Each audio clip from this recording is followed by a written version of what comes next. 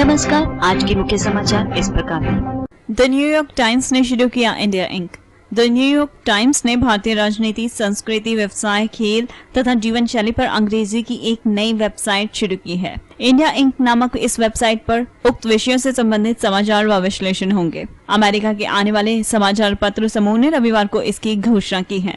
nytimes.com/इंडिया ink पर भारतीय उपमहाद्वीप तथा विदेशों से संबंधित खबरें होंगी। शुरुआत में इंडिया इंक न्यूयॉर्क टाइम्स के डिजिटल सब्सक्रिप्शन पैकेज से अलग होगा। भारत में इंडिया इंक का संपादन टाइम्स ने किया है, जबकि हांगकांग में इंटरनेशनल हेराल्ड ट्रिब्यून ने हीदर टिमोस के नेतृत्व में किया है, जो पिछले 4 साल से दैनिक के लिए भारत में व्यवसाय देखते रहे हैं। इसके फीचर नई दिल्ली और मुंबई के वरिष्ठ पत्रकारों द्वारा लिखे गए हैं। साथ ही में भारत के शीर्ष लेखक और प्रवासी भारतीय लेखकों के लेख भी इसमें होंगे। पाकिस्तान में 300 रुपए के लिए हत्या। पाकिस्तान के खैबर पख्तूनख्वा प्रांत में 300 रुपए के लिए एक व्यक्ति की गोली मारकर हत्या कर दी गई।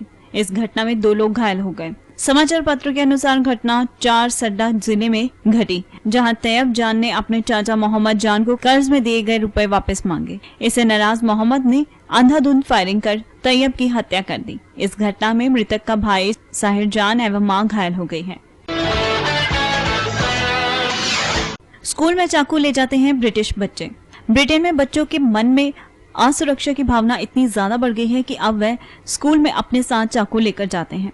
यह बच्चे स्कूल और स्कूल तक पहुंचने के रास्ते में अपने आप को असुरक्षित महसूस करते हैं। सेंटर फॉर सोशल जस्टिस की एक रिपोर्ट में यह खुलासा हुआ है। इस संस्था के वर्क एंड पेंशन सचिव इयान डंकन स्मिथ द्वारा पेश रिपोर्ट में a review of educational exclusion के मुताबिक कई छात्रों ने स्कूल जाना बंद कर दिया है, क्योंकि वह असुरक्षित महसूस करते हैं। समाचार पत्र के मुताबिक एक प्राथमिक स्कूल में गिरोह संस्कृति जन्म ले रही है। 9 से 11 साल आयु के बच्चे अपने स्थानीय इलाके के गिरोह जैसी पोशाकें पहनकर स्कूल पहुंचते हैं। एक अन्य स्कूल के प्रमुख ने खुलासा किया है कि 7 से 11 साल के छात्रों ने यह स्वीकार किया है कि पुराने छात्रों द्वारा परेशान किए जाने पर व घर से स्कूल तक के रास्ते में किसी के पिता द्वारा उन्हें तंग किए जाने के बाद उन्होंने अपने साथ चाकू लाना शुरू कर दिया है। रिपोर्ट में यह भी कहा गया है कि स्कूल भी अपने गिरोह की परेशानी छुपाने की कोशिश करते हैं, क्योंकि उन्हें लगता है कि इससे उनकी इज्जत कम होगी। कई स्कूलों में तो स्कूल ना पहुंचने वाले छात्रों के नाम पर सरकार से पैसा लेकर लगातार नियमों की अनदेखी की जा रही है। रिपोर्ट के मुताबिक छात्रों के इस तरह के व्यवहार के लिए कई कारक जिम्मेदार हैं, जिनमें परिवार का टूटना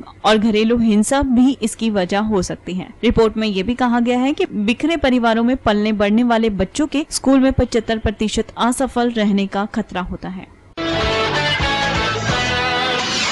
इंडोनेशिया में बस दुर्घटना में 19 की मौत।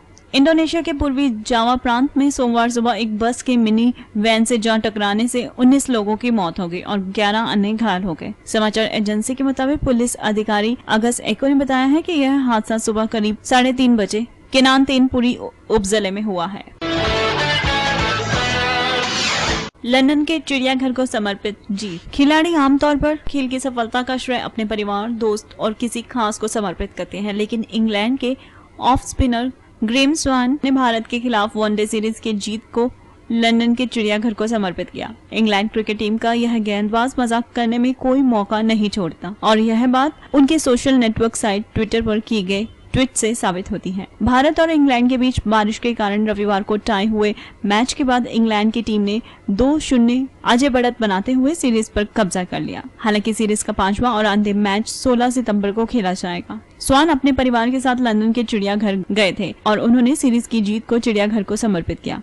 उन्होंने ट्वीट किया कि वह सीरीज की जीत को लंदन के चिड़ियाघर को समर्पित करते हैं। इंग्लैंड की टीम इससे पहले टेस्ट सीरीज 4-0 से और एकमात्र 2020 मैच जीतकर भारत को बुरी तरह से पराजित कर चुकी है। गद्दाफी का बेटा सादी नाइजर भागा। अपदस्थ लीबियाई नेता मोहम्मद गद्दाफी का तीसरा बेटा सादी गद्दाफी देश से भागकर पड़ोसी देश नाइजर चला गया है। वह अपने 2 भाइयों को अपने पिता के पास ही छोड़ गया है। उधर गद्दाफी ने अंतिम सांस तक मैदान में डटे रहने का ऐलान किया है। सादी वाहनों के एक काफिले के साथ नाइजर भाग गया। इस दौरान स्थानीय सैनिकों ने उसे रोका। डेली टेलीग्राफ ने नाइजर के विधि मंत्री के हवाले से बीती रात यह जानकारी दी है। विधि मंत्री मारू अमादो ने सादी की सीमा पार करने की पुष्टि करते हुए कहा कि उसका काफिला अगादेस की उत्तरी कस्बे में पहुंच गया है और राजधानी मियामी की ओर बढ़ रहा है। इसी शहर में हाल ही में गद्दाफी के शीर्ष अधिकारियों तथा कई तुआरेज कबायली नेताओं ने शरण ली थी। सादी का इस तरह से भाग खड़ा होना पुराने शासन के वफादारों के लिए एक झटका हो सकता है। गद्दाफी के यह वफादार सैनिक अपने नेता के गढ़ माने जाने वाले बानी वालिद और सिते इलाके में विद्रोहियों से मुकाबला कर रहे हैं, लेकिन उनके पैरों के नीचे से जमीन खिसकती दिख रही है। सादी गद्दाफी परिवार में सबसे अधिक पश्चिमी जीवन शैली के रंग ढंग का है। पूर्व फुटबॉल खिलाड़ी सादी इटालियन सीरी ए टीम के लिए 2 बार खेल चुका है। हालांकि मादक पदार्थ परीक्षण में विफल रहने से उसे प्रतिबंधित कर दिया गया था। सादी ने हाल ही में एक इंटरव्यू में कहा था कि वह अब युद्ध में शामिल नहीं है और उसने समझौते का आह्वान किया था। 9/11 की बरसी पर F-16 ने भरी उड़ानें। अमेरिका में 11 सितंबर 2001 के आतंकी हमले की 10वीं बरसी के दिन 2 यात्री विमानों में सवार कुछ यात्रियों के संदेहास्पद हरकत करने संबंधी खबरों के बाद F-16 लड़ाकू विमानों ने 2 बार उड़ानें भरी। अधिकारियों ने हालांकि तत्काल दोबारा सूचना दी कि लॉस एंजलिस से न्यूयॉर्क जा रही अमेरिकन एयरलाइंस की उड़ान 34 और डेनवर से डेट्रॉइट जा रही फ्रंटियर एयरलाइंस की उड़ान 623 में जो कुछ हुआ वह कोई आतंकी साजिश नहीं थी। परिवहन सुरक्षा प्रशासन के प्रवक्ता ग्रेग सोलर के अनुसार पहली घटना में 3 यात्री शामिल थे और अधिकारियों ने इस उड़ान के न्यूयॉर्क स्थित जॉन एफ केनेडी अंतर्राष्ट्रीय हवाई अड्डे पर उतरने तक उसकी रखवाली के लिए 2 F-16 लड़ाकू विमानों को रवाना किया। इस बीच राष्ट्रपति बराक ओबामा ने रविवार को 9/11 के आतंकी हमले में न्यूयॉर्क और वॉशिंगटन के पेंटागन में मारे गए अमेरिकियों की स्मृति में आयोजित समारोह में हिस्सा लिया। ओबामा ने एकता बनाए रखने का संदेश दिया। ओबामा ने वॉशिंगटन स्थित केनेडी सेंटर में आयोजित कंसर्ट फॉर होप में कहा कि यह पिछले 10 साल अमेरिकी नागरिकों के बीच संबंधों को रेखा अंकित करते हैं। इससे पहले न्यूयॉर्क के वर्ल्ड ट्रेड सेंटर स्थल पर हजारों की संख्या में लोगों ने जमा होकर मौन रखा। कुछ लोग हमले के पीड़ितों के नाम सुनने के बाद फिर से एक बार रोने लगे। वॉशिंगटन में भी इसी तरह के स्मृति समारोह आयोजित किए गए, जहां उपस्थित लोगों ने सुबह 9:37 पर मौन रखा।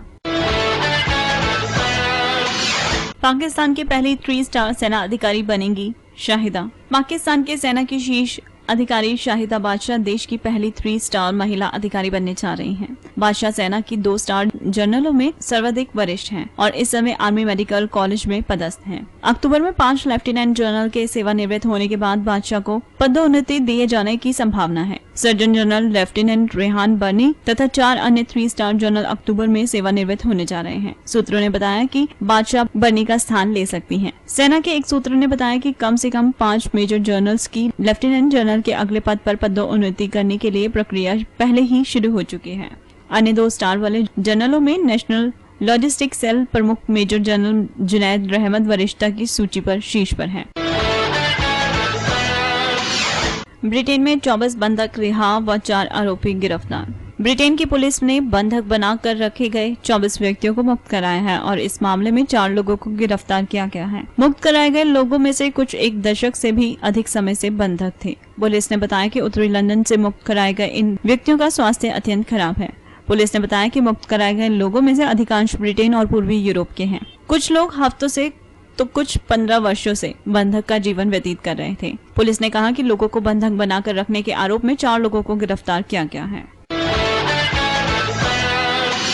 सलमान की जगह शाहरुख खान ने करण जौहर की आने वाली फिल्म में सलमान की जगह खुद का नाम आगे किया है। बॉलीवुड की ताज़ा खबरों के मुताबिक सलमान की तबीयत खराब होने के कारण शाहरुख ने रिप्लेसमेंट के लिए अपना नाम आगे किया है। 9/11 बरसी पर ओबामा व बुश आए एक साथ। 9/11 हमलों की 10वीं बरसी अमेरिका के ऐसे 2 राष्ट्रपतियों को एक साथ ग्राउंड जीरो पर ले आई, जिनमें से एक ने ओसामा बिन लादेन की तलाश में कई साल बिता दिए और दूसरे ने आखिरकार उसे ढूंढ निकाला। इस बरसी पर पूर्व राष्ट्रपति जॉर्ज डब्ल्यू बुश और राष्ट्रपति बराक ओबामा पहली बार ग्राउंड जीरो पर एक साथ थे। ग्राउंड जीरो स्थल पर दोनों नेताओं के साथ उनकी पत्नियां भी मौजूद थी।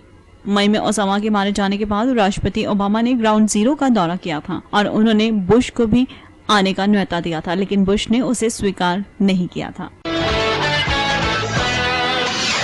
माही गिल ने मामूटी के साथ की एड फिल्म। गिल ने पिछले दिनों दक्षिण के सुपरस्टार मामूटी के साथ एक साड़ी का एड किया। हाल ही में चेन्नई से एड फिल्म की शूटिंग करके लौटी माही गिल ने इस एड पर खासी खुशी जाहिर की है। उन्हें इसी बहाने दक्षिण के सुपरस्टार नेशनल अवार्ड अभिनेता मामूटी के साथ शूटिंग करने का मौका मिला। माही ने बताया कि मामूटी ने अपनी विनम्रता से उनका दिल जीत लिया। शूटिंग के दौरान माही गिल को कुछ फिल्मों के ऑफर भी मिले। माही ने यह भी बताया कि चेन्नई में वह इस एड की शूटिंग करने के बाद सीधे दिल्ली चली गई थी, क्योंकि उन्हें नेशनल फिल्म अवार्ड की मेजबानी करनी थी।